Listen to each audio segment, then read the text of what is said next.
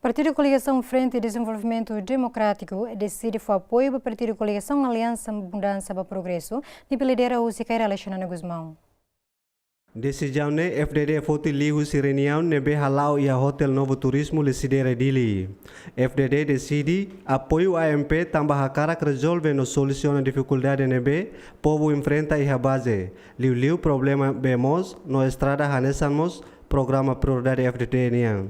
Tamba perante chefe governação Kairala Sanana Guzmão da labara ketan crítica husi comunidade. Ami hanu ainda kata kami hakar ba governo ne para ajudar mambot sanana. Ami infelizmente to agora será o que nem é maida contato mas ami sempre ami posição né. Ami kata baino e ami bahina ba hanis ami hatete ona e a minha campanha de katakan para a solução para ajudar mansanana e matenda katakan é uma bara crítica a governação mansanana durante tinan salulu e buat barak lá dia amba pronto a tenta bato kami programa hari tok solução baik ne. Mas que FDD decide ona apoio AMP, mas beto agora FDD se dá o que tem contato com o AMP. Presidente Comissão Política Nacional FDD, Agostinho Gomes Atete, banhira AMP labolo FDD atau participa em governo, FDD mos pronto sai oposição no Parlamento Nacional.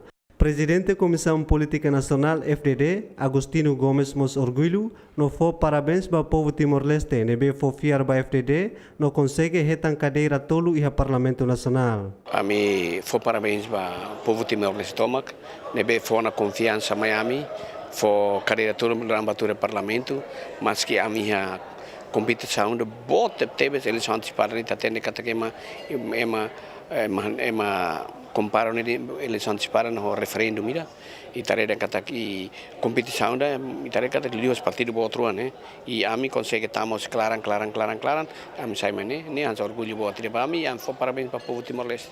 E a reunião ne quadro partido Coligação Frente de Desenvolvimento Democrático FDD decide ona lista para Parlamento Nacional composto José Antônio Benavides, Gilman dos Santos, no Ricardo Neu, Almeida dos Santos, Jovial da Costa Zemen.